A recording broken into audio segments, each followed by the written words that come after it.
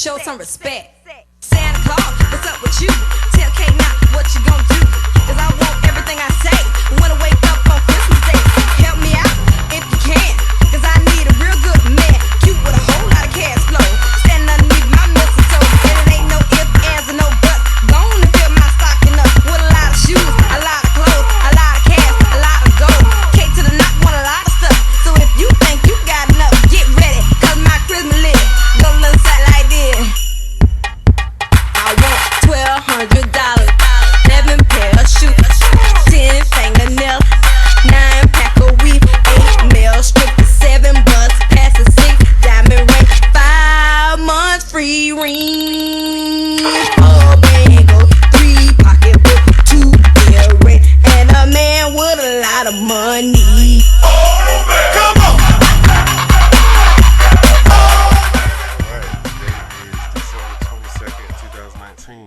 And welcome to a very opinionated fucking Christmas. Yes, how's everyone? Doing well, a little cold in the Christmas spirit a bit, and my wallet's sitting on broke. Oh. So, okay. Well. Welcome to the latter part of December. Okay. Or whatnot. Yes. So thank everybody for joining in. We know it's been a little bit of a moment since we last came to you. We had a bit of a technical difficulty with our last episode, but that's what this is all for, getting things together. Yes. So everything for us is really just kind of being geared towards 2020, making sure this is the best podcast ever. So thank you very much for your support. Appreciate y'all. I want to start today's episode off with a rant about one of the early Christmas gifts we've kind of gotten as a country here recently, and that is the impeachment of number 45, Donald Trump. They're worried about my tone. Oh, look at my African American over here. Look at him. Donald J. Trump is calling for a total and complete shutdown of Muslims entering the United States. USA! USA! Wow. Don't worry about that, baby. I love babies. So I like it. What a baby. Actually, I was only kidding. You can get the baby out of here. Okay. The rant that I have, though, specifically is for our Facebook-educated politicians and political science majors and all of those who went to Facebook U. I think that it is completely and utterly irritating for you hoes to feel the need to come onto statuses that say he has been impeached or celebrating his impeachment with the facts that this does not mean he's going to be removed from office. Quiet as it's kept, we already knew that. But because we want him out of office, this is a necessary step, is it not?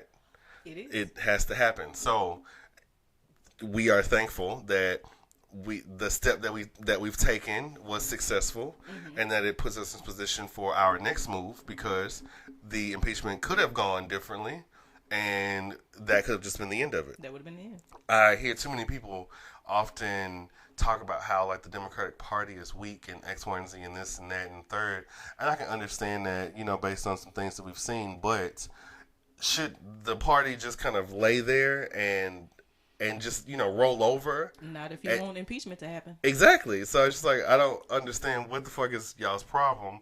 But I will say it again. I'm goddamn celebrating this is Happy Impeachment Month, actually, the month of December. Black people will celebrate a one-day thing all month. We sure will. I'm still celebrating my birthday quiet as a kept. I mean, hey. But, just that being said, because this is actually even only the third impeachment to ever happen in our lifetime, I think that it would just be cool for us to maybe just not have to run and bite the fruit of, oh, I knew this before you, and maybe take the time to educate and say, oh, yeah, no, this means this, but we still have this to go, or we still have to go before Senate and have X, Y, and Z. We got to put first things first. Which isn't the Senate majority Republican or all Republican? It's Republican. Basically. So, yeah, you know what I'm saying? We have a fight ahead of us. But you know what I'm saying? That's to me, that's how things should play out. So that's my rant for today.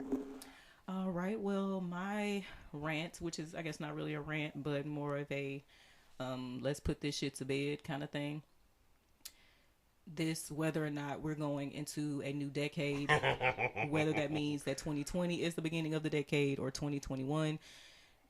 Bitch, if you want to stay behind and be in the other in this decade where everybody else is moving forward, that is completely on you. It starts when we say it starts. Time is a construct for those of us who are, a little bit ahead of the curve in that area. All of this shit is made up. Somebody decided one day to start counting. And the way we count time, a decade is 10 years. And bitches are going all the way back to year one to decide whether or not something, impacts us all the way here and now. We now, quiet as it's kept, we started off on one calendar, and then we switched to another one. Who got to vote on that? Come on, nobody. Shit just happened. This is a consensus among us that a block of time, namely 10 years, is called a decade. We are now, the way it seems to me, 0 to 9 is how we got there. So we didn't skip year 2000. Nope. We did not skip 1900. Look how 2000 new millennium, didn't we? Not 2001, right? But there was some people then that was like, well, it actually started in 2001. Look, girls. Look. Girls, guys, and everyone else. Bitch was talking about some Y2K, not Y2K1. Okay. Girls. Like, that's not how we count time. When we do time, when it's 12 p.m., we don't go 11:59, 12:01. No, not at all. When do we do that? Not that I've seen. We don't go 1:59 and 2:01? So we just skip the zeros. It just don't. In military time, it's something 0 hours. So we count zeros all of this time. But when it comes to the calendar, now all of a sudden we got to figure out what the zeros and ones are. Do you hear me? Like, look, y'all, it does not matter. This shit is all made up. Like I said, some niggas way back in the day just started deciding to count. Remember, they used to count backwards. Yep. 2 BC, 3 BC, 4 BC. Now we A, B, C, D, A, and B. CBS, NBC, like who cares? If this is what you need to embrace this new life of yours and move forward and be like, bitch, new me, new decade, 2020, let's get it, or 2021. Zeros, all heroes, baby, 2020. If you decide that you want to take a gap year before you start your new decade and start in 2021, then bitch, do you. Just don't ever hear mine. But for all the smarts out here, for all the intelligent, like you said, the Facebook use and the time detectives, the time travelers. And the Trump University graduates. Okay, for all of y'all who were just really trying to debate people down about whether it starts, like, because we didn't have a year 0. So it's like when a child is born, from the moment they are born, and 12 months past that, they are called 1 year old. We don't call them 1 as soon as they come out. Nope. It's 0 to 1. As a matter of fact, hoes be real goddamn hesitant to even get to 1, because damn it, it'll be 11 months, and the next thing you know, you still count 26 months. It's like, my child is 34 months old. Like, look. Now, hold on. Yeah, he's about to be 3, okay? Okay, let's stop. Let's stop that. Okay? But, yeah. But it's like, let's just look, time detectives and time travelers and just people that just want to be general smartasses. If you want to stay behind in this decade and rehash and relish, do you. If your new year, new me don't start to 2021, then bitch, that's your calendar. That's fine. That's it. But we've got to stop acting like we have come to some grand conclusion that it's all just some conspiracy theory and shit don't start till this and this and when. Who cares? They tried to add a new zodiac sign to the fucking zodiac. How many people is really using that shit? Right. I think I'm actually supposed to be the new zodiac sign. I think it falls on my birthday, but I can't remember what it is. I'm just gonna stick with Sagittarius. But the thing is that it kicks everybody out then. Everybody, because I don't think I'm supposed to be a Capricorn no more if we go by the whatever that old word is, old Hierophacus or whatever. Oh shit. Old facetious, whoever he is. But either way, 2020, 2021, who cares? Whatever you're trying to do better with, whether that's now or a year from now, just be doing better. Please and thank you. And that's it. Yeah. Speaking of doing better, I can tell you who's not doing better. It is the marriage of Kenya and Mark Daly on The Housewives. Tonight's episode of The Real Housewives of Atlanta actually just went off not too long ago. I think this is probably record time from episode going off to us going on air about it. Okay. But tonight's episode was just kind of... it was the lead up to the most obvious, non-secretive, expected proposal I think we've ever had in Housewives history. Okay, of anybody's history. Yeah, probably. and that is, of course, the proposal from Mike Hill to Cynthia Bailey. Ooh, fine ass Mike Hill. Mm-hmm. I say yes. Yeah. We had that conversation that I think Mark is the most attractive husband, but I'd still choose Mike Hill over Mark. Me too. Because Mike Hill is still very attractive in his own. And his personality is just like cool. He feels like good stock, like a good guy. Yeah. And Mark Daly to me is just obsessed with the ratio of gray curls to the goddamn black ones, and I guess cleaning the crust around his nose ring. And for me, I just find him to be the most sensational, bitchiest ass husband I've ever seen. But no, don't leave Uncle Ben out. Now that was Uncle Ben, he was this is the thing though. Uncle Ben was a mess, but to me, he was still real niggerish with his. True. Like, I feel like Mark is just the sassiest, zesty, spicy little thing. Got my white Every on. time Kenya say something, it's eggs for the breakfast. You be speeding with my child in the car.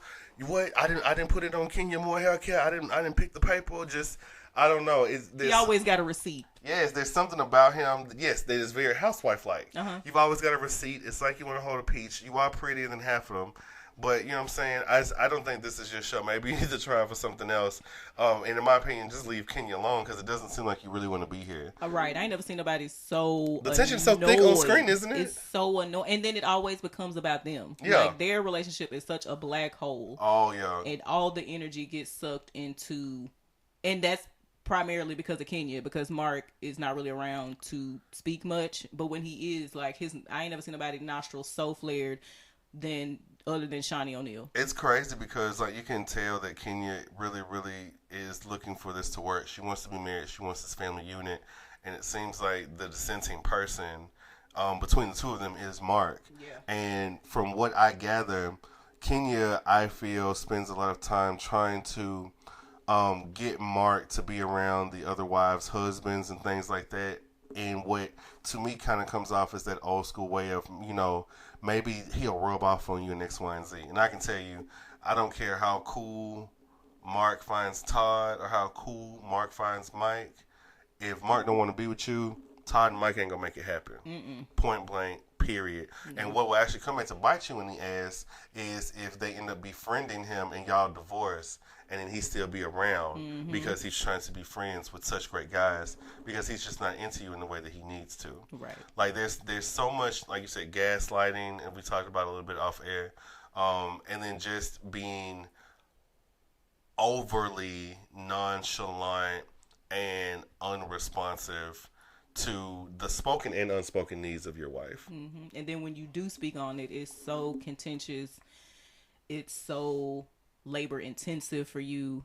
You're already over it. Like, as soon as she opens up her mouth, yes, there is such a disconnect from her that she almost just seems like a person that you're getting into it with. Yeah. It doesn't even feel like marital issues. Mm-mm. It just seems like a person who don't like this other person. Oh yeah, exactly. And trying to tolerate it for the sake of the meal because they are eating as they usually are. And it just, like, Cynthia just got proposed to. That was supposed to be her time, a time of celebration. And here we are talking about Kenya almost ruined her messy ass. That was so irritating.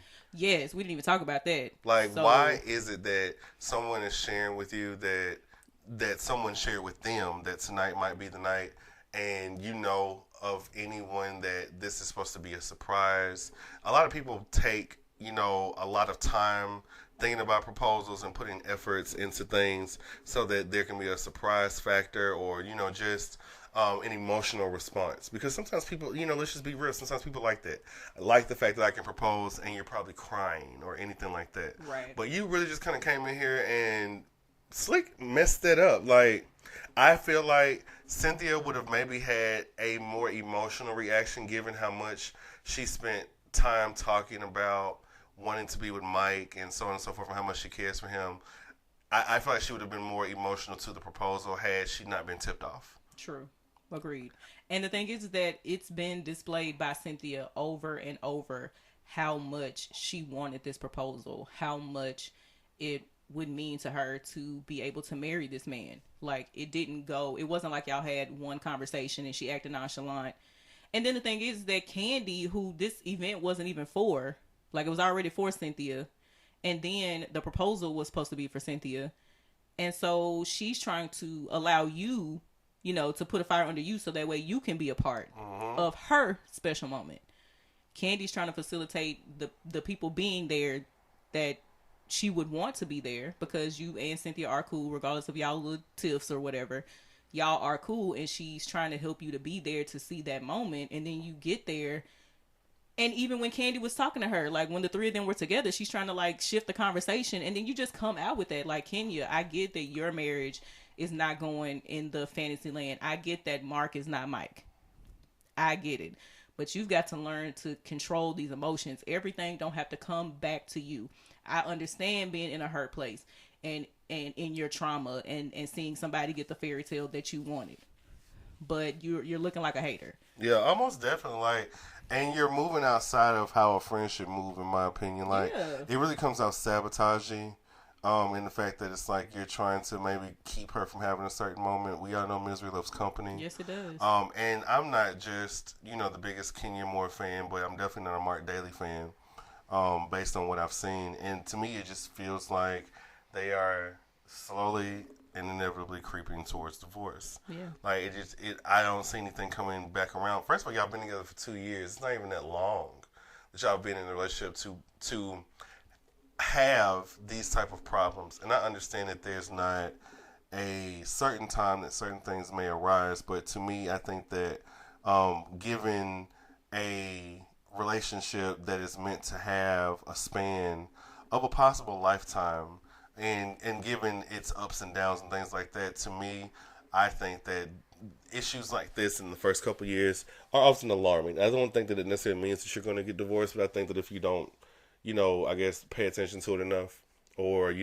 take the bull by the horns, so to speak, and turn things around, that it could.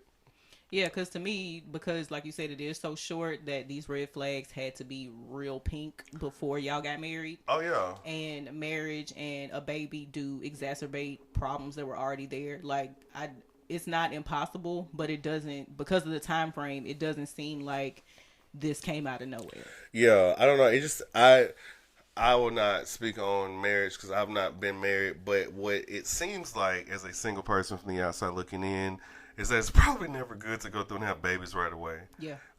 It feels like, people who go through and get married and have kids right away, at least, I'll speak on TV, that something happens that kind of at least puts distance or keeps you off of the lovey-dovey date train or whatever just long enough to where it then takes work to get back into that space. Mm-hmm. And I think that for some people, it has to be organic. It's hard to get back, to put yourself back in that space. Right.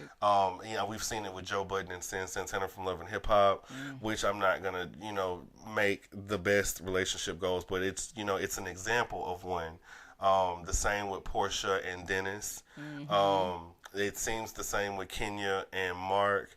And I feel like we can just, probably speak on a few other people who have gone through and maybe not given the relationship itself enough time to exist with it just being the two of you in this new marital space. Yeah, because now you're learning each other within these confines, and it's hard to grow something organically and still have time for each other, especially like y'all don't even live in the same city.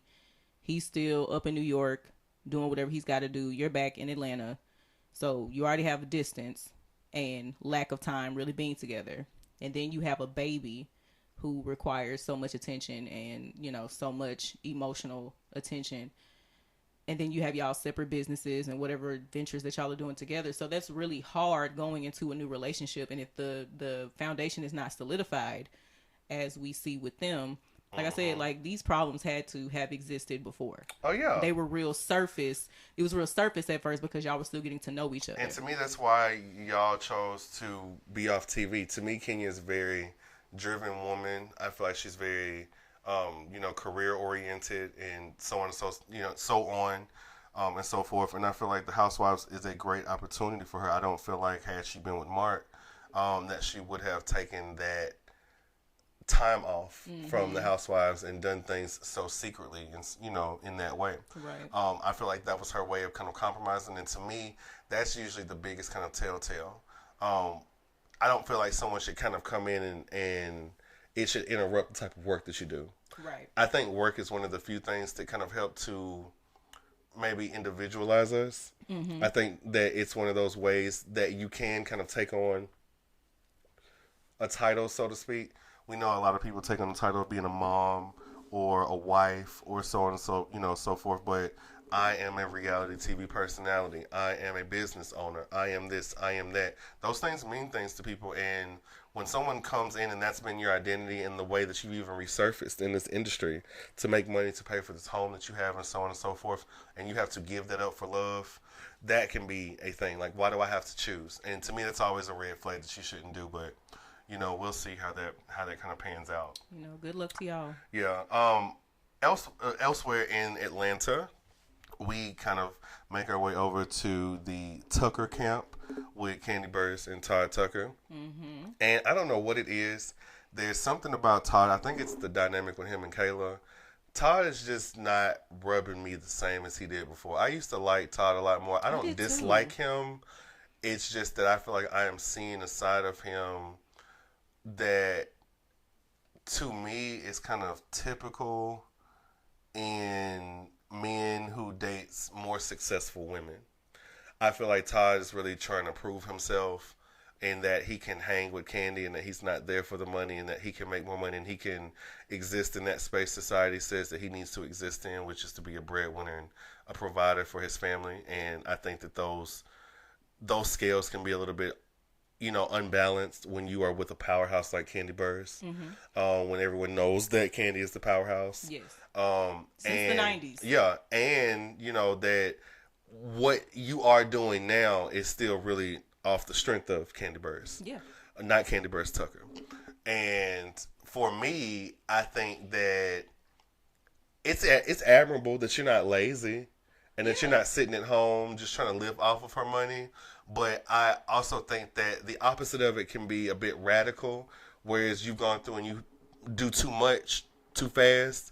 Because I didn't really care too much how he tried to, really make that comment to Candy like you're scared of being successful or whatever. Which was ridiculous. Like, you're telling someone who is extremely successful in her own right in multiple business ventures that she is afraid of success when she's been chasing it literally since a teenager. Yeah, because to me, the only successful thing that you've done is marry Candy. Yeah. I mean, any other thing that has been successful past that point is still not 100% based on you. It's still something she's involved in. So if you consider yourself successful, you've got to consider her successful because it's because of her that you can do these things. And the platform that she's on. Not just her money. Yeah, and the thing is like when she was kind of, saying like, hey, we've got all of these ventures going on. You start this, and then as soon as this gets going, you start that, and you're rolling on.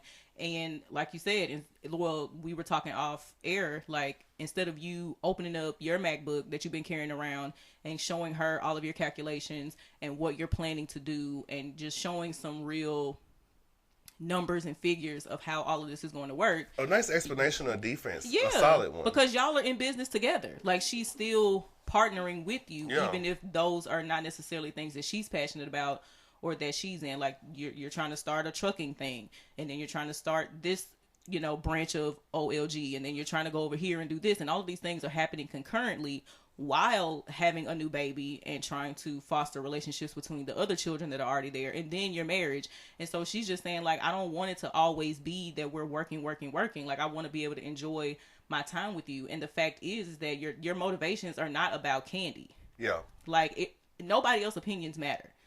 Candy is who you're with. She knew who she was marrying before she married you. She knew what she was getting into. Y'all understood that she is the breadwinner of the situation, but that doesn't mean that you're not bringing any bread. Right. But you're so focused on what everybody else is saying and trying to prove everybody else wrong. Candy has not. She's expecting you to do something, But she has not put those parameters on you to make you feel like that you have to hurry up and get some shit done. If anything, she's telling you to slow down. Yeah, like you out here finish spending something. a lot of money, and certain purchases are just sitting because you haven't even been able to get to them. And when things sit, like that's still like even if you've paid the house off, people will still in that space like count what you could be making rent wise for it. Like if it were up and running, what are our projected profits? Or if we were renting this space out, how much will we be getting for this month in rent? So with it just sitting there not being operational, whatever the number is, it's red. It's in the negative. It's not making money. So it's like, to me, especially when you're utilizing somebody else's money, connections, resources, however you want to put it, you've got to be able to explain those things and not get to that space of you're acting weird or you're scared of X, Y, and Z. No. Treat me how you would a motherfucking white man. That's what I was thinking. You know what I'm saying? If I'm over here and I've got you as lead on a project or I'm trusting you to do X, Y, and Z, come to me, Mr. Such and Such, Mrs. Such and Such, this is what we've got done, X, Y, and Z. This is what we're about to do. We've got this coming in on this date and we should be wrapping up around X. Like stop tripping. Yeah, like don't come at me like I'm your wife. In this particular situation, I'm not your wife. I'm your business partner. I am the person that is in business with you, and I am investing a lot in you, which is through the ventures that we set forth together. I have not denied you. I have not, considered that you're not good enough. I know what you're capable of. Yeah. But in this situation, don't come at me like I'm your wife and I'm nagging you. Fuck you thought. Like you're using my money to advance yourself, and there's nothing wrong with that. I want to invest in you because and I guess you that are my husband. husband. Doing it for the family, but dude, come on. But you're not though, because the thing is that you're using external motivation to do what you need to do instead of letting it be because you want to show your wife that you're capable. You're listening to everybody else, and the only opinion that matters is Candy. But if you're going to do it, then bring her the facts and figures. That's all she wants to see. She's a businesswoman. You can't come and con her. You can't come in and just that's why she got him together with it. Yeah, she read that nigga, and then you see he was on his best behavior for the fuck you mean rest of compliments the time. And everything. On this. You go to a steakhouse. Let's go on a date, baby. You look good. Giving her everything. Look good. That's how it's supposed to be. But don't just sit there and look at her. What did Beyonce say? I'm not his little wife. Like, she's not your little wife. Come to her like the businesswoman that she is. Show her the business acumen that you have, but let her be your motivation and stop doing it for everybody else. Damn it. Shit, as we move over to Duluth, I think it is. Goddamn, we hit up Portia's house. I know Portia was left side of Atlanta. Portia and Dennis are, I guess, reconciled to a degree. They went to Dr. Sherry and worked out their own issues because Dr. Sherry, in my opinion, don't do shit. And, they've decided, I guess, to, PJ and Portia decided to, I guess, make, what's his name, Dennis. I keep wanting to call him Melvin. Keep making, to make Dennis a cake. That's the baby. Oh, Lord. I wasn't trying to say it, but sweet Melvin. Yeah, so sweet Melvin, baby. Sweet face Melvin. Oh, she looks just like her daddy. Yes, she does. But, it's one of those things where it's just like, I appreciate the fact that, she is just like, look, I want to work back on this or whatever, because she would be justified either way she went. But I like the fact that she's standing in it. This is what it is. So now let's work to get it where we need to be at. So Dennis, hopefully your ugly ass is counting your motherfucking blessings. The fact that you can goddamn get a second chance. To me, the disrespect is in the fact that you look the way you look and then you got the nerve to be out here cheating because you make hot dogs. Baby, because we brought up off air all these different couples who we feel exactly the same way about. Warren Campbell, Warren Rich Campbell. Okay. You've got some nerve cheating on the gospel hourglass like that. The holy hourglass of gospel. The nerve. The motherfucking nerve. I know Ted is over here cheating, and that should have been enough to see whatever, but y'all supposed to be so holy and filled and sitting back writing the songs supposed to move the community in the direction of God and X, Y, and Z, and you can't goddamn keep your pastoral penis or whatever in your pants. Okay. I know you're not no pastor, but you know what I'm saying? Yeah, that's, to me, I feel like you might as well be one when you goddamn consider yourself to be, to teach the people and preach to the people whether it's through song or not. So it's like, you ain't got to be in the pulpit if you're trying to share a message. You don't have to be. But to bring it back, like, I don't blame Portia. For some people, cheating is not a deal breaker. And I don't feel that it should be if you are the type of person. Lifetime, and sometimes people go through, I know Portia don't like the word mistake, but sometimes people fuck up. And it doesn't mean that they can't change. And there's some people who won't change. You just got to know the type of man you got. And you got to know yourself. Yeah. If you are truly comfortable with being back with someone who cheated on you, and especially during such a emotional and, you know, possibly stressful time of your life, being pregnant and, you know, giving birth, and that still go on, I'm not going to fault you, sis. That's you know, if you want your family, if you want that man and you feel like he's making amends and y'all are going to therapy and things seem to be working out in such a way that you can forgive, then go ahead, by all means. But in this particular situation, like, I'm not going to fault you, but just don't want the dream and accept somebody that you know that you could never truly forgive them and make him pay over and over for it, because that's the red flag that I see in this. And then turning the attention to Marlo, ma'am, Marlotta, good auntie, don't sit here and see that somebody is in pain, and just because you are a fan of the person who caused the pain, to make Portia tell this man that she loves him and do all of this stuff when she's still in a place of hurt and they're still in a place of reconciliation. She was not there yet. She was not willing to do those gestures, and you pretty much are chasing this lady around this man's place of business to get her to be all emotional and lovey-dovey with him. Like, understand and read the room, sis. Like, even if she does love him, that does not mean that she's ready to be in a space to be telling him that and hear all of these sweet nothings. Like, they got some real work to do to move forward, and to make it so trivial, and to see who you consider a friend to be in pain, and you're trying to force her to feel some things or act in a certain way that somebody who did not cause her harm, like, he hurt her. Yeah, she's trying to set boundaries. Make him, she's trying to set boundaries and assert herself. And a lot of women don't do that. Just taken back with no kind of recourse, no real path on how y'all are going to get back together and make things work out and can trust each other again. That you can feel, long-lasting urge missing, just sitting in hot water for long enough, even to just goddamn let that be impactful enough to where maybe the next time something shit like this happens, you would have a memory or a reference point to kind of go to, like, oh, I just remember I was so hurt when X, Y, and Z. How would I have that if we just go back and just, hey, you cheated, but But hey, daddy, love you. Welcome back home. Just, that's not the way shit works. So if your friends are in pain, and just because you like the person that they're with, don't make the mistake of trying to push them too hard or push them too soon. Allow them to go through the process. That's one of the things. One thing I learned is I'm always giving advice or whatnot, obviously, as you can see from this podcast, I have an opinion on everything.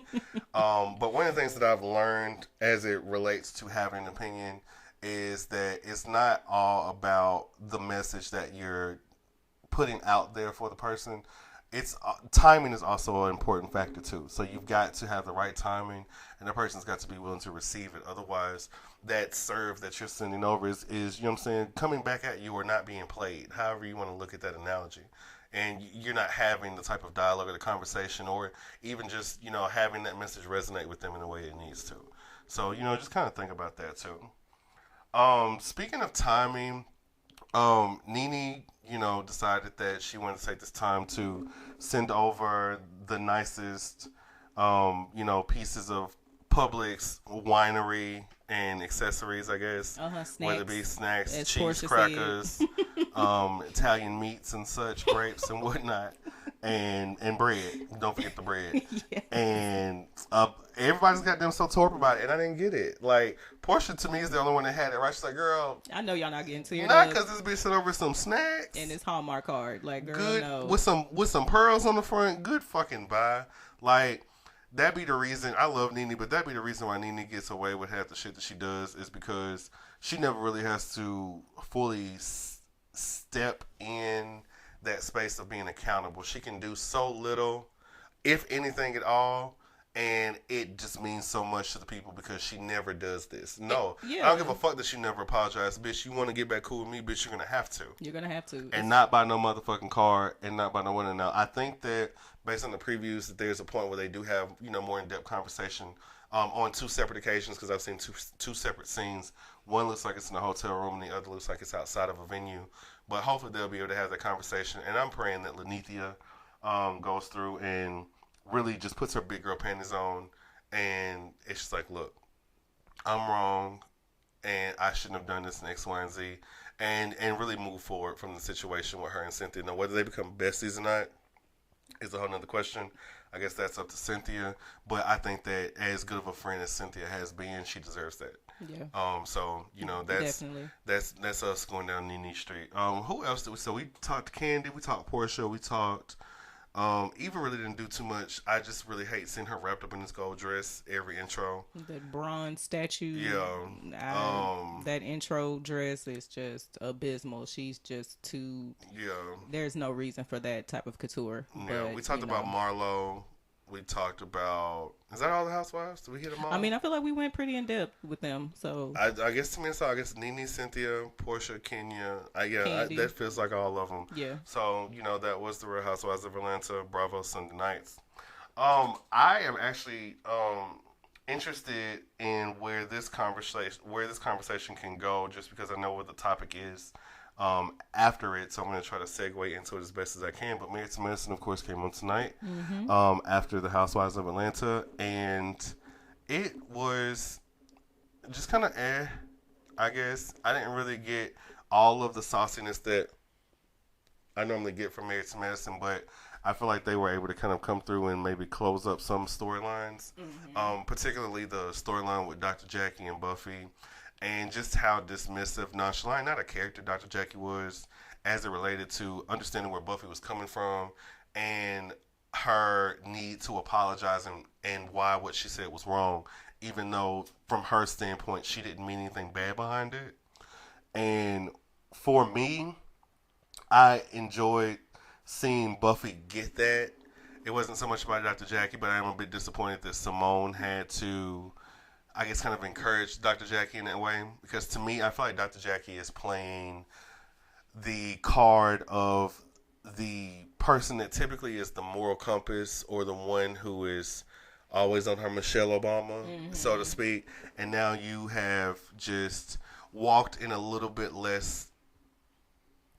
You're walking in a little less perfection. I mean, let's call it that. New bitch. Yeah, You just met her. Just met her. She just got here. Just met her.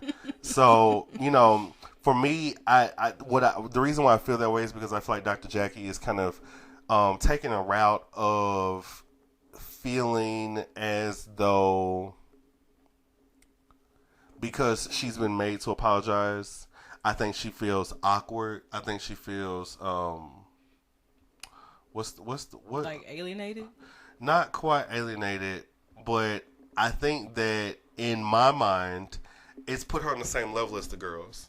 Yeah. And to me, I feel like Dr. Jackie is used to carrying herself above the level of the girls. She's been above the fray. She's the one that's coming to the rescue to get all the girls together and to stop all the madness and calling for peace and everybody to apologize. Most definitely. And because she's in this position, I feel like it's uncomfortable for her, and I feel like she's acting out. So this whole thing of, I think I need to step away from the group. I think I need to whatever.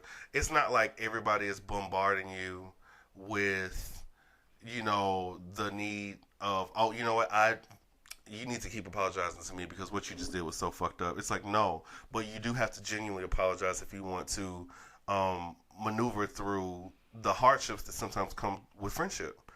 And it's just so interesting to see someone who has been in the line of work of gynecology and her own experience with not being able to have kids, for her to not truly see how hurtful it can be to bring up somebody's story in an event and understand how painful that can be, especially if that person has not worked through it. Like, she told you that in a means to relate. But you took her story and absorbed it into yours instead of just being like, hey girl, can I do this? Can I share this? And just understanding that it's not like you did it maliciously. Nobody thinks that you singled out Buffy in order to cause her any harm. But it doesn't mean that you can't do inadvertent harm. Yep. And so for her to not see that and understand that, especially as someone who has seen many women go through that and have her own trials with it, to be so callous and think that you're above apology because you're used to being above the fray and not somebody that's engaging in all of the mess and drama. Like, just understand where this girl is coming from. That's all she wants. She just wants you to see that what you did was wrong. It was not intentional. It was not from a place of malice, but it still hurt her in a way that you need to understand and apologize for. Like, it was just the wrong place, wrong time. Just understand that you took somebody's story without asking them and shared it to a group of people, and that wasn't your place. That's all she's trying to show you. And that's the irritating part, because Dr. Jackie, we know I don't know you at all, but I know I would be willing to bet my check that you understand being sensitive with someone's story and how that can impact someone. Like, there's no way you can be in the type of work that you do, and specifically the type of work you do with women, to not understand that this is a very sensitive issue. And just because you are, willing to be the poster child for being, infertile or whatever the case, as you put it on Buffy, that does not mean that she is. And that does not negate the fact that you need to have a conversation with her before it, regardless of who you are, and regardless of what your issue, regardless of what similarities the two of you have. Only tell your story with your permission, period. Yeah, because two things can exist. Yeah. Two truths can exist. Buffy is unable to have children. I don't want to call her infertile. That was your word, but I would not have made that distinction for her. So, because that was even a bit crass. Like, yeah. Goodness. So it's like, it was just a little tasteless. And the thing is that this is such in the scheme of things, it's so small. Mm-hmm. Because y'all did not have an issue before that happened. Y'all were cool. And she doesn't find it to be malicious. Yeah, like she said to you over and over that she knows that you didn't do it in a malicious way. Like, two things can exist. Yes, you're trying to empower women. Yes, you have a story to tell. But it can also be true that in doing so, you inadvertently hurt someone by telling their truth to people that they don't know. And this is the second time. Like, the first time, as she relates to apologizing over and over, from what I understand from the season, this is only your second time apologizing. Like, so that's the thing. It's so dramatic and blown out of proportion. You would think that you've just been on some type of apology tour and you're just wore out and it's not good enough for anybody and X, Y, and Z. You apologize to Mariah for telling her story, which wasn't even her story, referring to the fact that she was doing drugs, and she did not, according to this drug test that she took with a hair sample that goes back further than, urine or a mouth swab. And then you've done the same thing to Buffy. So, it's just like, that would be, to me, a very easy lesson, which is, just ask permission before you tell someone's story. I don't see anyone out here telling Dr. Jackie's story about Dr. Jackie not being a had no kids, but Dr. Jackie. So, let the people do what they want to as well. And then if you're going to apologize, don't preface it by bringing in somebody else. Well, Dr. Simone feels that we need to clear the air some more, and, this is that and the third. Like, if that makes it disingenuous to me. Yeah, if you're truly trying to apologize, just heartfelt apology. Like, you don't have to hold her hand. Y'all don't have to kumbaya. Y'all got to pray about it. Just be like, I am so sorry you were hurt. That was not my intent. Like, how to apologize because you get these girls to do it to each other all the time. Like, sipping lemon squeeze and all this type of shit. So come on, Jackie. Yeah, get it together, girl. Very disappointed in that. Contessa, this particular episode, I want to kind of relate it back to my comment that I mentioned before about always being really opinionated in timing. Buffy really just kind of took that issue being brought back up via the apology really hard. Apparently there were a lot of feelings that were there, and something that she's, dealing with very intensely, it seems. And so, apologizing kind of brought that to the surface. And she had a little bit of I don't know if we'll call it a meltdown or a breakdown. Let's call it a breakdown. And in the midst of her trauma. Yeah, in that, Contessa, ex-military, Wonder Woman of the world, comes in with her very tough love, her very tough form of love. And for me, I understand where Contessa's heart is, in the fact that, you're trying to kind of come in with some end of the day things, along the lines of, don't wallow in this, you're wallowing in this, get out, to get her back to a calm or a happy place in X, Y, and Z. But I think that that's where that timing thing comes in, that you have to understand where a person is at any point in their breakdown or their chaos or their problem or their situation. Right. And you've got to be able to cater the help to the space or the stage of, you know, where that person experience they're at. You know, some people can't just be brought out of a deep breakdown or you know, a panic attack or whatever the case with you yelling strong words of, oh, get up and you're better than this and so on and so forth. Again, that's nice to think about, but you've got to, the help has got to be conducive to, you know, I guess, resolving the issue. It's got to be appropriate. Yeah. That's what I'm saying. It's got to be appropriate for the resolution and where we are at that point in time. And she wasn't ready for that particular talk. Yeah, this ain't Contessa's boot camp. Like, y'all ain't back in boot camp where your, you know, superior is yelling at you to hurry up and get over the wall and do all the belly crawls, and, you know, your mom ain't coming to save you, and all the things that you learn in those spaces, especially in the military space. Like, this girl is in a full emotional break, and you're grabbing her and yelling, like you're screaming in her face for her to get over it. And you don't know how many times somebody may have said that to her, and that is triggering. You are triggering this lady. This lady is already in a high state of being triggered because of these conversations that keep coming up, and she hasn't all the way dealt with not being able to have children. So you're screaming in her face, and then you're someone who has children. Like, you're the person that's trying to get her out of this and talking about, well, we all have problems and we all this and that. And it's like, don't all lives matter her fucking pain, and don't trivialize it, especially as a person who has kids. You have the capacity to have children. So there is an empathy that you cannot connect with her about, because even if you had fertility issues, you were still able to produce children. Don't they have, like, what, 3 kids?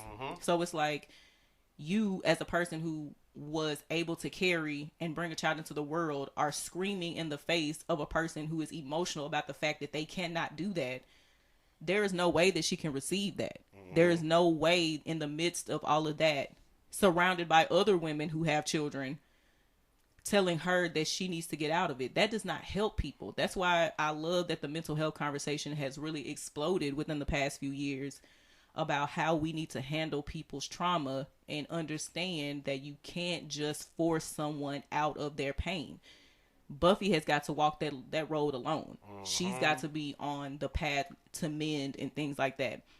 And people can be better when you want them to. Yeah, everything that Contessa said was true. Eventually, in order for her to move on, she will have to get past it. She does have to accept it and make the choice to overcome that situation and find other means to be a parent. Yeah. There's adoption, there's surrogacy, there's all of these different things, but she has to come out of that trauma first.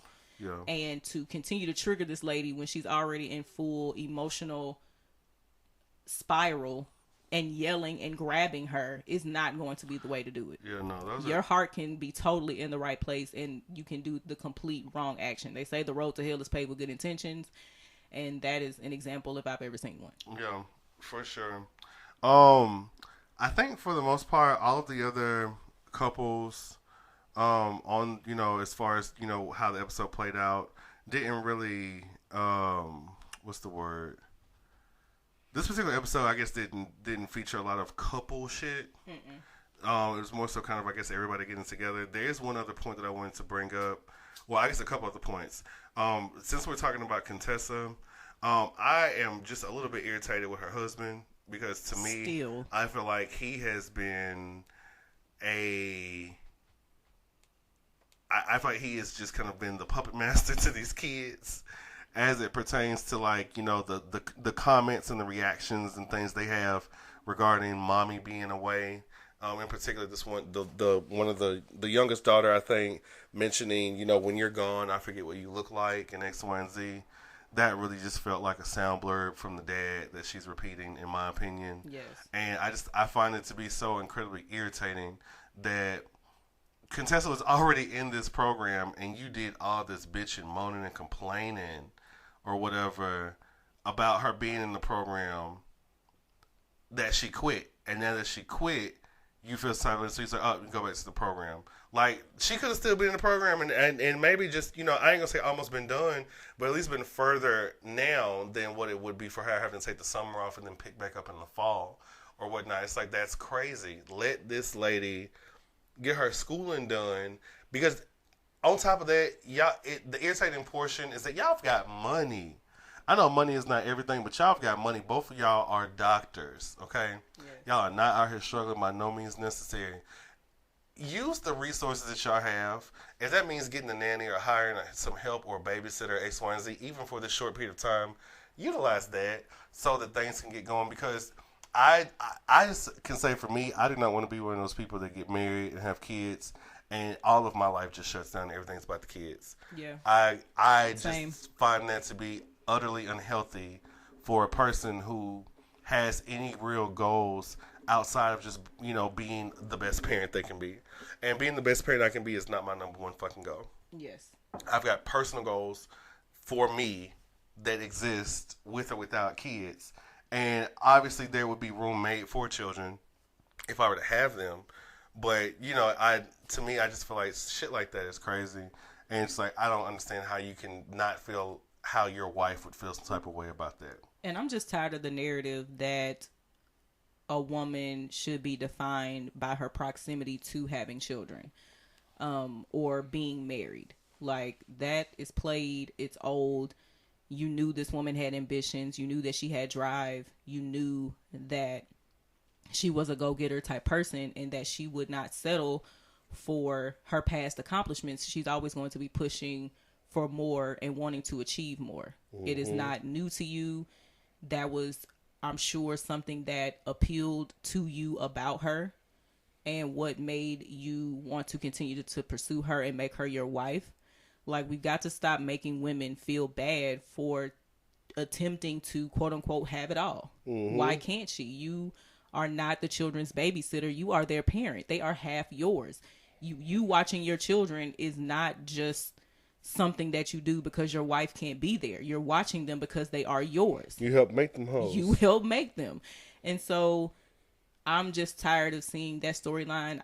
I am glad that he seems to have gotten it together. I don't know his motivations for, changing his mind other than, hoping that it doesn't end in divorce or keeping the contention going. I hope it's coming from a healthy place because they are in therapy and that he truly sees the wrong and how he approached things, especially the way he was feeding things to the children to make them be on his side about the whole situation.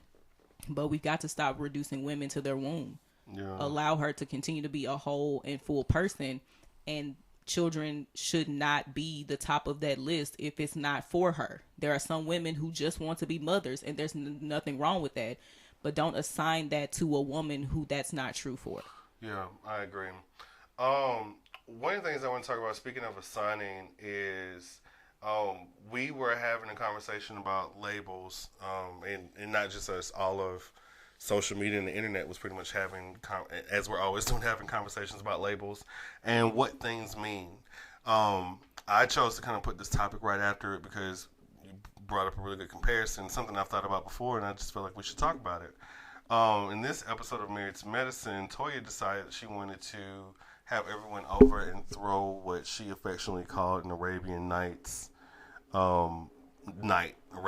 party theme or whatever. for their home, their housewarming. Yeah, so everyone dressed in, I guess, attire that is, I guess, appropriate for being in Arabia. Right, it's like Middle Eastern type of attire or the wares if the movie was true to the area, but whatever. So people are the whole part, and there's a picture on our Instagram that you can look at or whatnot to kind of get an idea of Opinionated pod by TK, and just kind of see it from there. But the issue was very interesting to me because here we have a show with a cast full of black women who are dressed in attire from a particular culture, Middle East, in the Middle East. And earlier this week, our topic was Kim Kardashian, who is Armenian, and I guess the debate on whether or not her recent photos with 7 Hollywood magazine were a form of blackface, whether just digital blackface and so on and so forth, because she obviously appears darker. So with that being said, I guess kind of wanted to just open up that discussion. On the page, I've listed Kim Kardashian, West Dolezal. decided that all she wants for Christmas is to be Beyonce Circa Diddy's party a few nights ago, but with a Dina Jones wig. Because she does look like a black woman. She looks like Beyonce in this thing. But people are a bit divided, about whether or not this is cultural appropriation, blackface, so on and so forth. I don't necessarily think that this is blackface. I don't either. I think that, the darkening is intended. Yes. I don't think that was something that happened by accident, and I don't think that it was a lighting thing, because you can always adjust lights and you see what the pictures are like when you're done. So if they need to be lightened or whatever, I think that if there was someone there who was a bit more sensitive or conscious to how this could play out, then that would have been said something that could have been corrected. However, I do feel like it's a form of culture appropriation. In a sense of, I think that there is as we talked about, a space where if you look racially ambiguous, or you kind of take on certain features, whether it's darkening of the skin to be this or to be that, and then you benefit from that. That I guess would kind of lend itself to culture appropriation. But for me, I guess the rest of that question or conversation kind of comes in is that, are the ladies of Married to Medicine doing the same thing? Because here we are, it's smooth in Atlanta, nowhere in Europe or in a different continent other than North America, nowhere in the Middle East, nowhere, just anywhere near where this would go. And I asked the question, because I was thinking, like, would it be cultural appropriation? But yeah, they're here in Atlanta. They're not traveling to, or is it just Arabia? Was it Saudi Arabia? They're not traveling to the places where people wear these clothes. Yeah. And so at that point, it's not a display of respect. It's more so dressing up in costume. It is something no more, I guess, no more heavy or serious than a Halloween party. Yeah, because the thing is that, like, when you go you're invited into a different culture, it is a sign of respect to wear the garb and attire for that specific place. But if you're here in America and that is not your culture, that's not your lineage, you don't have deep in Atlanta, you don't have any ties to it, you are wearing another culture's attire as a costume. Like most places that wear specific things, those things have meanings. The colors have meanings, the styles have meanings. There traditions, history. Yeah. So what were they doing cultural appropriation? To me, absolutely. Because we can't, as black people, be upset when other cultures are appropriating off of us, which happens all the time, and then turn around and do it as well. Again, of course, it was not done maliciously. It was not done to be mocking, but we have to respect where those ideas originate and come from. You cannot wear another culture's attire as a costume, because this is just this is a housewarming. Yeah. There's no significance between this theme and your house. You didn't take out the time to look at the traditions. Homeowners are not motherfucking, from any country where these things are worn. This would be respectful to them. Yeah, like you're wearing it like a costume. So when we see pictures displayed of people in blackface and wearing afros and, gold chains and all of this other stuff to signify it being, someone of black descent, that same needs to be translated with us as well. We still have to be able to call ourselves out when we're not doing things. And Married to Medicine, that was very, you were appropriating another culture's attire for your own amusement. Yeah. And that's just not cool. As far as Kim K is concerned, like, girl, Kim Kardashian is boring to me. There's nothing about the Kardashians for me personally that appeals to me. She's doing what she normally does, which is kind of being a habitual line stepper. Like, yeah, she's not in traditional blackface, which is painting your face completely black with red lips. But we have to understand that things take on new meanings and looks as time passes. The old school minstrel show is not what's happening in this country anymore. Someone putting on literal tar on their face and red lips is not the blackface that we are consuming now in the media. When it comes to Kim K, she knows that when she darkens herself, when she wears hairstyles that are traditionally ours, when she just does anything to show that she's putting on a culture that's not hers, we just have to call it what it is. This particular picture is not blackface to me because she's not doing that. But is it blackfishing? Is it coded black? Is it, being racially ambiguous enough, but still looking like it could have been? Like when I saw that picture, I just knew that was Beyonce. Me too. I was like, look at Beyonce. Kim K. Now wait a minute. But for me, I'm before I come to a Kardashian about what they're doing, I'm going to look at the people that continue to sanction this behavior.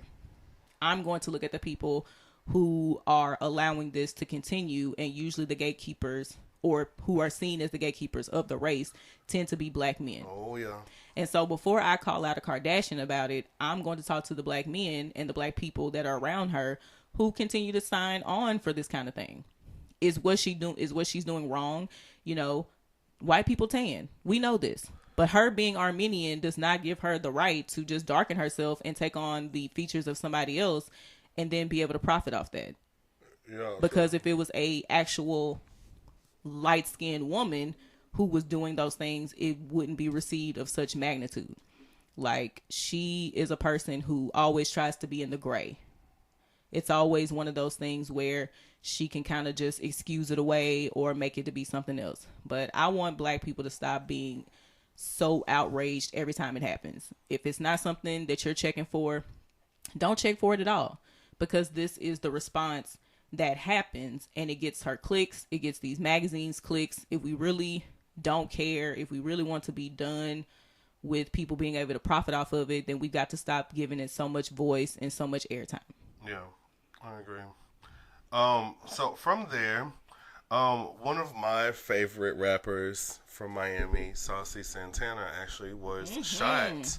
I think it was last week, or whatnot. Down in I Miami. am so happy that Santana is okay. Same. I love, what he's doing with music, and I don't mean this in a negative way, but to be a fat, black, feminine gay man and be out here rapping and getting numbers, getting views, being unapologetically yourself, not having to be, the package in which they want to sometimes put us. You are out there doing you authentically. I think that is so fucking dope, and the music is hot. Yes. So I'm so glad that Santana is okay. But Santana, in true Santana fashion, is going to have something to say. Yes. And he did that by releasing the track called You Can't Kill Me, produced by Trey Tracks, that you can find on YouTube, that pretty much just kind of gets his side of the whole situation, from him being in the Miami strip club and why, someone decided to go through and shoot at him. And then just kind of addressing some of the other little things that have been said about him over the past few weeks, about him being a City Girl clone from JT, and, about the comments that Kaya made on her show Gag Order, regarding the whole situation and how she needs to pay her bills so that it doesn't get cut off during her show. That lady, my God. So I just knew Santana was going to come back with some heat, and he definitely did that. So I wanted to just take the time out to give Santana a shout out. You definitely have fans here at the Opinionated Podcast. Yes, you do.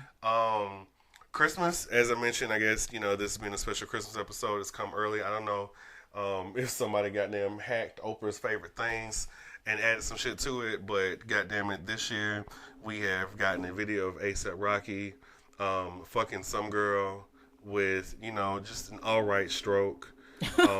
So we got did you get to see that video? I don't be on the interwebs. Well, yeah, so know such things, A$AP Rocky, but aka Mr. I'm Not Black, I'm from Beverly Hills. All right. Or whatnot. It was fucking something white and light.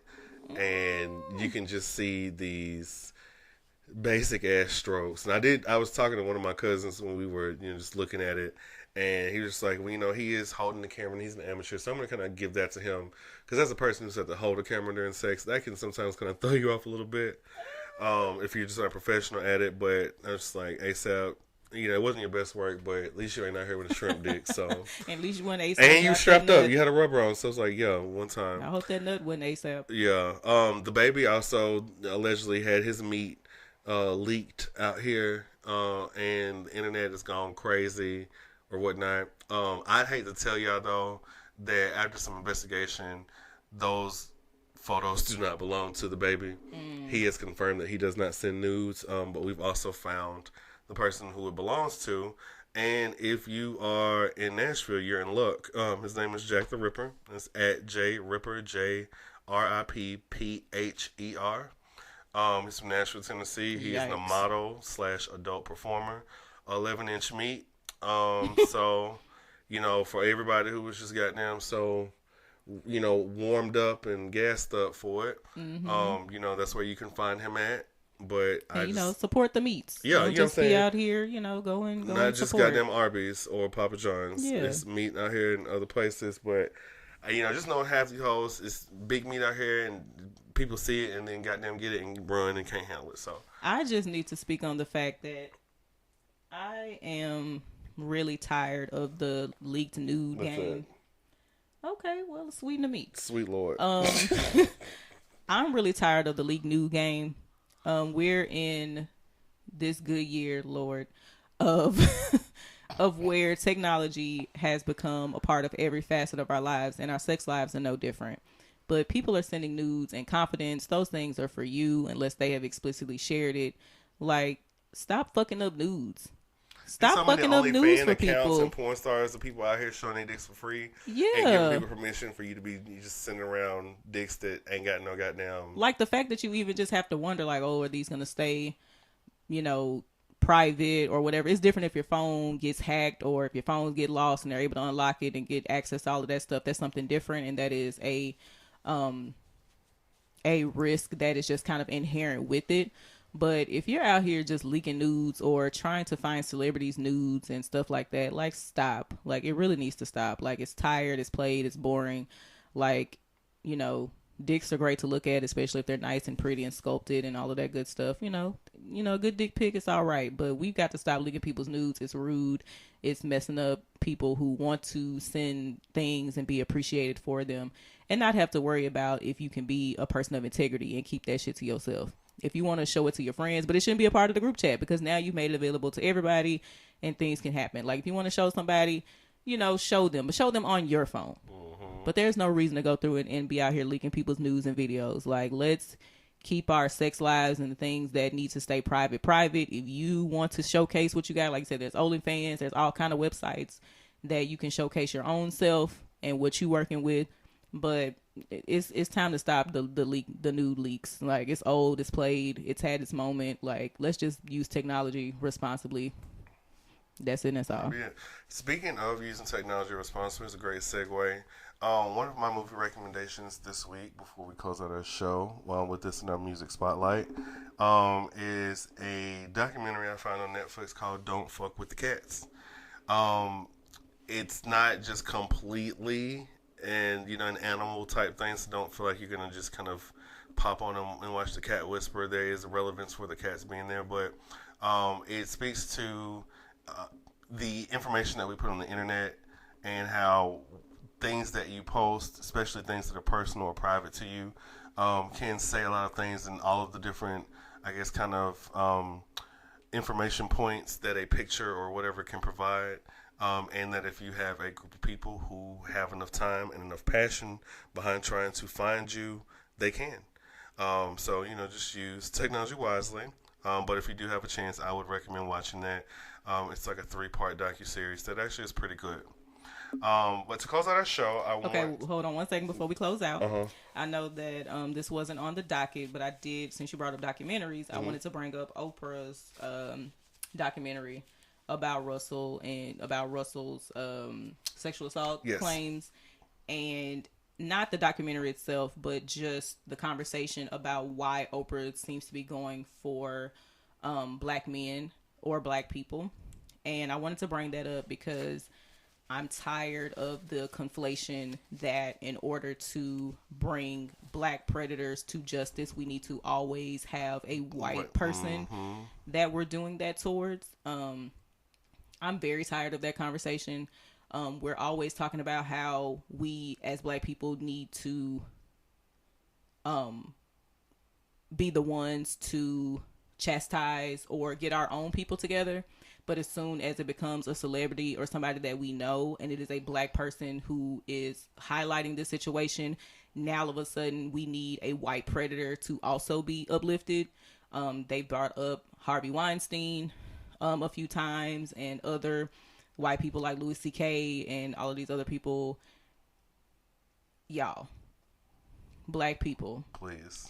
We have got to stop. We are the main ones who talk about how much white people get away with stuff, how white people are always, they need to be the ones checking their own, and why do we have to do this, and why do we have to do that, and why do we have to educate? When it comes to our community, we need to be the ones that are holding these niggas accountable. We always want to talk about people of other races holding their people accountable, then we need to hold ours accountable.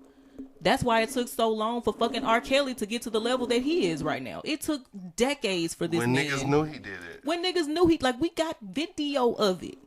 And so to call out Oprah, especially 50 Cent, and we know he's just a contrarian, a troll. So I'm not even really going to bring him up, but he is the voice of a lot of people who feel this way. Well, she ain't talking about this person, and what about this person? Why does somebody else need to be brought up in order to hold somebody accountable? And why is it that we always want to bring these conversations up around what white people are doing? We're the main ones talking about we need to keep white people out the spaces. We need to keep white people out of the conversation. But as soon as it comes down to, and this is allegedly because I don't know what Russell has done. Nothing has come out as far as definitive proof like R. Kelly that he did something wrong.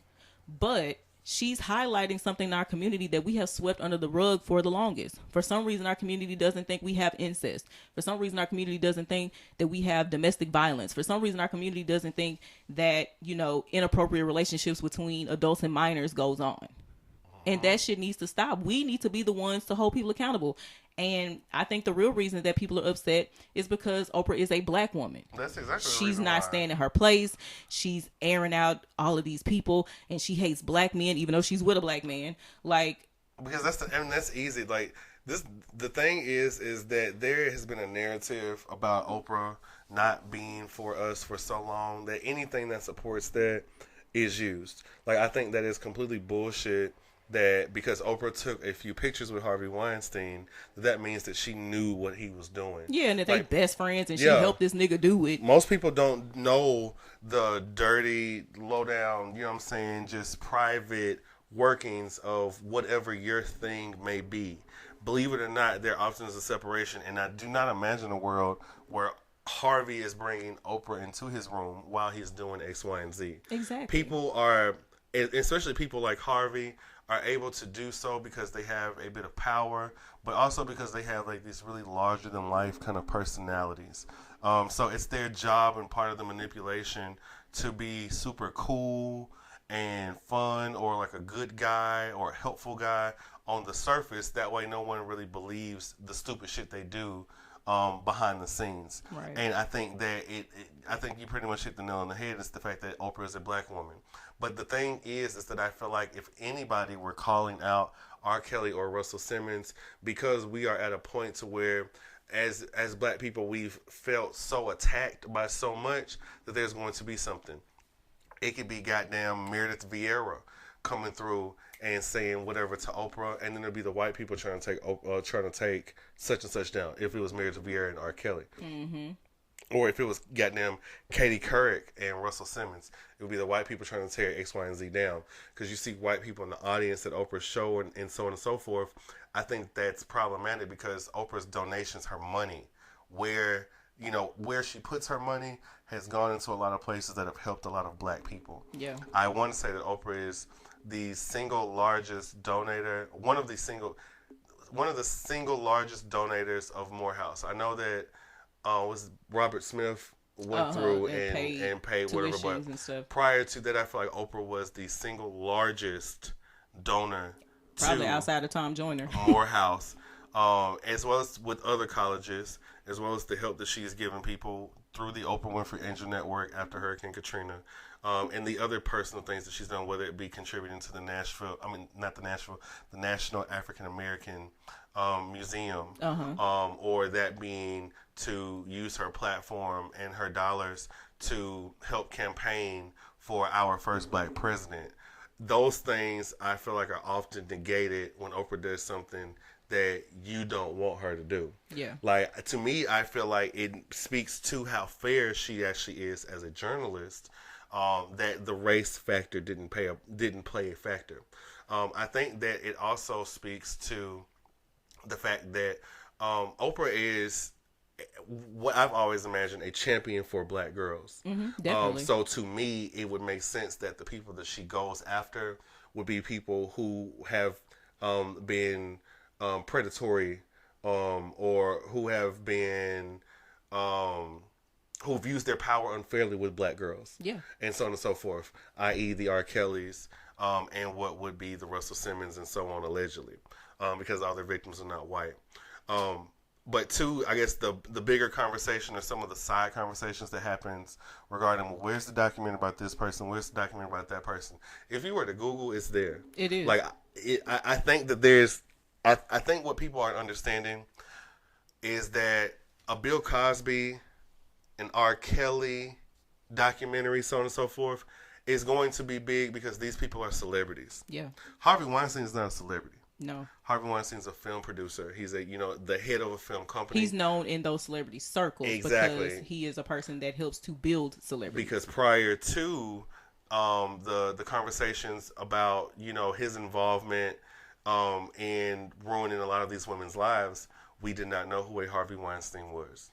Right. So that factor alone is going to dictate the coverage that it gets, because again, we're talking about entertainers and people whose products we've consumed. Like, even when we think about filmmakers, we don't go through and be like, oh my God, I love the filmmaker of Selena. You give J-Lo her props for killing Selena. You give Angela Bassett her props for killing Tina Turner, and so on and so forth. Not the people behind the scenes. Right. So, when it's your stars or your people up front who have it, that's celebrity culture, and so that's going to get the majority of the thing. Even if, like, something A$AP Rocky, had it been my black ass over in, was it Switzerland, Sweden, had it been my black ass over there, I promise you it would not have been this type of coverage. You shouldn't. You damn right. But because he's famous, the narrative writes itself in that way. Yes, it does. So I think that's something else to look at. I think that it's also important to not discount the fact that Oprah also did, specials regarding the Exonerated Five. Yeah. And so on. So it's not just I guess, an agenda of tearing down black men, but if you are a person who has been accused of, being a sexual predator, X, Y, and Z, being black is not going to stop you. Yeah. It's not going to stop me from talking about you. And I think people also fail to realize that Oprah herself is a victim of sexual assault, and the person that did that to her was not white.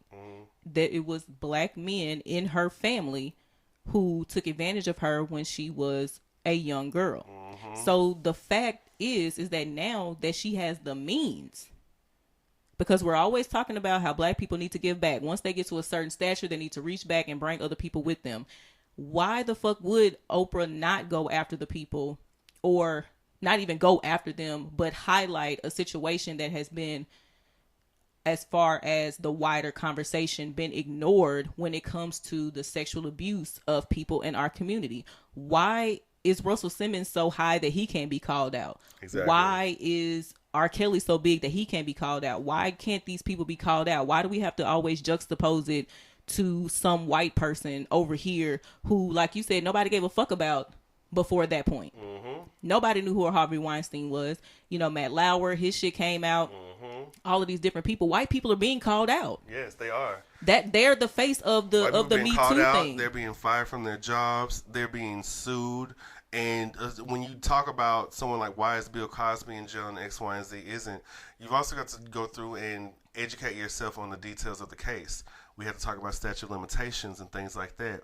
There was a person who went through and spoke up about Bill Cosby within the time. And then the person that brought it up was black. Yeah. Hannibal Buress is a black comedian, Thank a black you. man comedian. And it's the one that got it started. Who is the one who kicked it off? He told a Bill Cosby joke about something that has been, at least in celebrity circles, that at the time had not permeated mainstream culture, that it's always been known that Bill Cosby was a predator. He made a joke about that, and that is what kicked it wide open. Who kicked it open? A black man. But nobody talks about that part. But you know what's funny? Because the person who really kicked it open, well, I ain't gonna say who really, the person who kicked it open first got overlooked. Yeah. And you know who that person was? A black woman by the name of Wendy Williams. Yep. Wendy Williams, as I was watching her show the other day, and she said that she'll put this in her Lifetime movie. She's always made little comments about Bill Cosby, but the fact that she ended up having a run-in with Bill Cosby and so on, and heard different things, and because she wasn't afraid to speak on it, almost lost her job. Yeah. In Exactly. 1990, somewhere between 91 and 93. Yeah. Like, it's been a well-known thing for some time, especially in these spaces, and it's getting to us, and there's every excuse on why. I don't know if you watched the Breakfast Club interview with Dr. Umar. No. Let me sum it up. You know, Breakfast Club is not my lane, but yes. So, because it would have been, sum that interview up. Dr. Umar explained that it would have been a misstep by the government to have Bill Cosby and Meek Mill in jail at the same time. So they had to release Mill so they can kill Bill. It's that typical Southern, let me make it rhyme, and if it rhymes, that means it's right type of shit. Because how can you have two of Philadelphia's most prominent entertainers in jail at the same time without the world all zooming in and being like, what the fuck's going on? And I'm just like, to me, that wouldn't have happened. Like, Bill Cosby and Meek Mill can be in the same jail cell. And I don't think that anybody would just immediately think that there's some type of conspiracy at hand. It's only conspiracy to us when the people are not of notoriety. Whether they are just regular people who have had some fucked up things happen to them, and through the power of social media and, you know, talks that hype it up and documentaries and things that come out, they get the most shine. But I'm just tired of our community sweeping shit under the rug, and then when it does come to light, being so offended by it because somehow, some way, our community has been able to keep such a silent stranglehold on all of the things. We don't do anything different than white people do.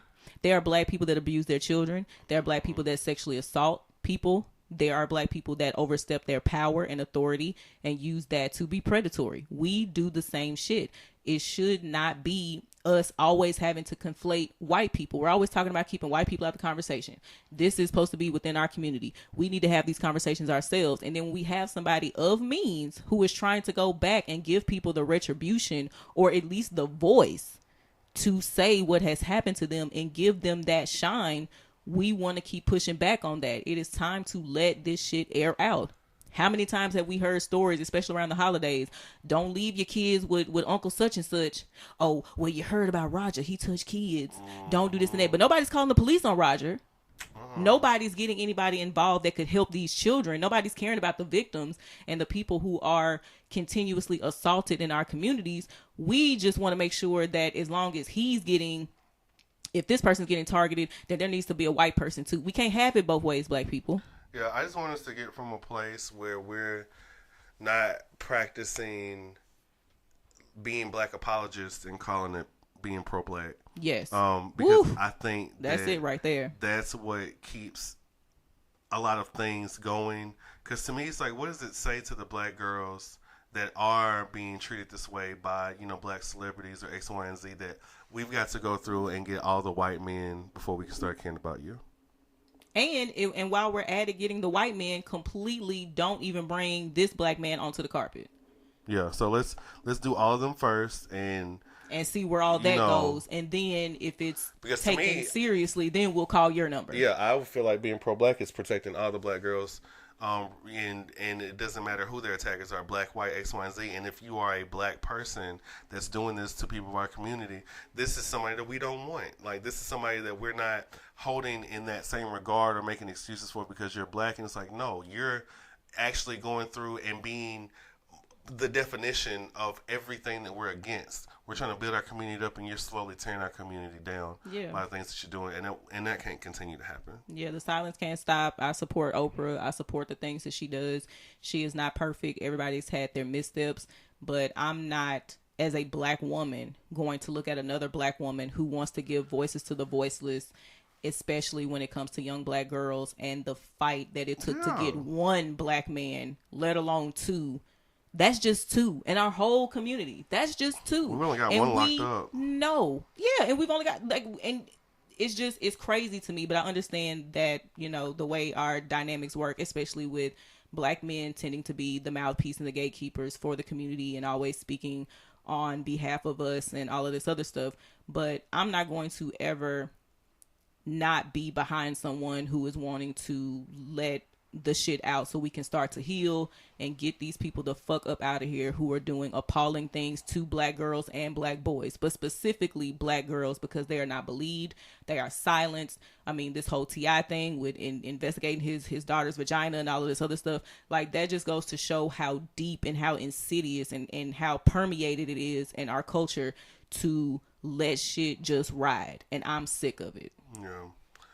On a lighter note, to end our show, our musical spotlight for this particular special Christmas episode is none other than the Queen of Christmas herself. Yes. Miss Mariah Carey. Amen. Who actually is celebrating her 19th, her historic 19th number one for her song All I Want for Christmas, which is number one 25 years after its release. So she's gotten her 19th number one.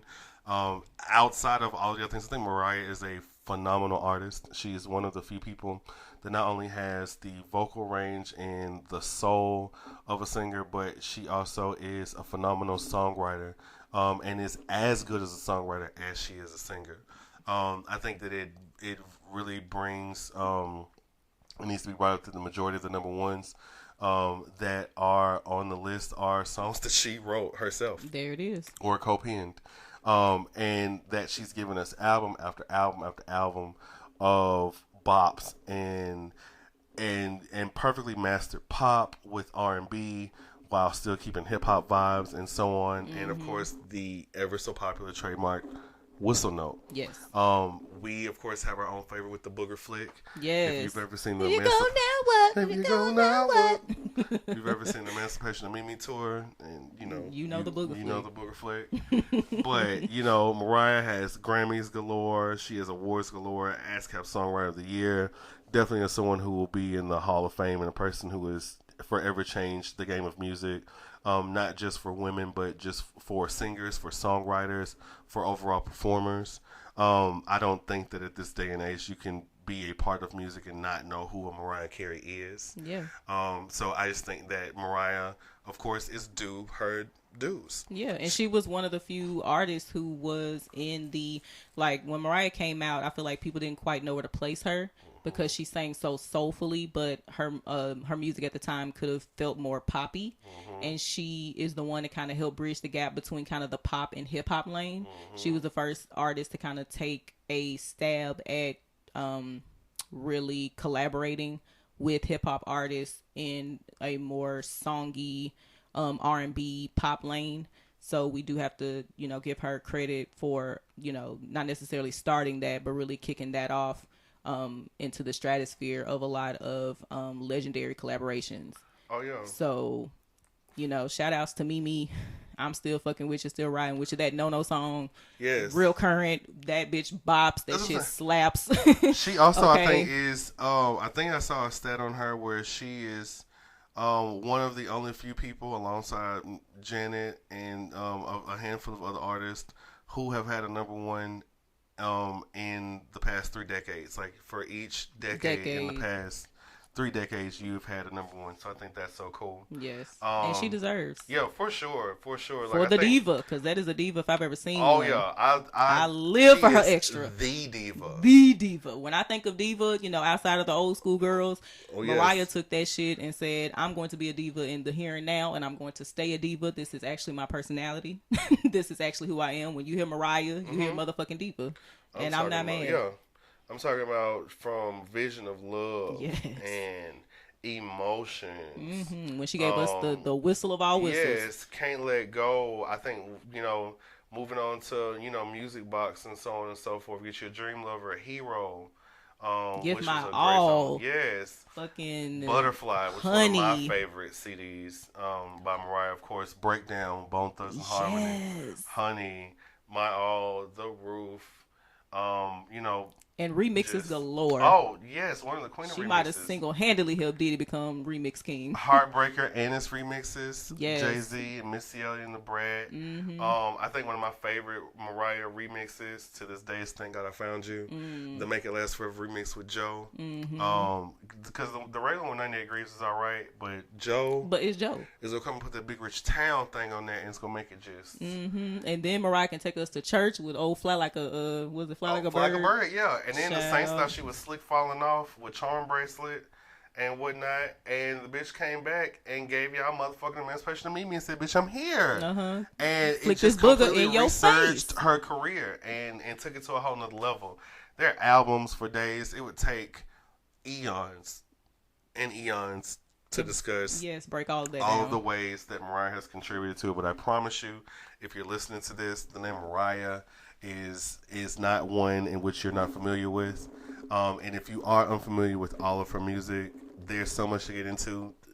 Have your way. And do your homework. You got Christmas break coming up. Yeah, and it's the Queen of Christmas. She's it's her goddamn reason she's, motherfucking, that we off. Gift yourself a deep dive. It's Baby Jesus and then Mariah. Mariah single-handedly gave birth to Jesus. And that's the Christmas miracle. Yeah. And she said, all I want for Christmas is you. Mariah, Mary, we can get the terms. You can be, Oh, don't even get started. Don't come Mary. for us, saints. It's just we always say, not for the sensitive. Oh yeah, girl, we forgot to pray. Well, I guess it's Lord, I hope we didn't offend nobody. So I mean, if you did, you know we joking. They'll be all right, and They'll be tell all them right. to charge it to Pray for their us. mama's card and not my heart. Just pray for us. Thank you very much for listening to the Opinionated Podcast. That's all we have for tonight. Have a very Merry Christmas and Happy Holidays, and we will join you again at the end of the year for our best of the decade. All right, peace. Have a great one. Bye.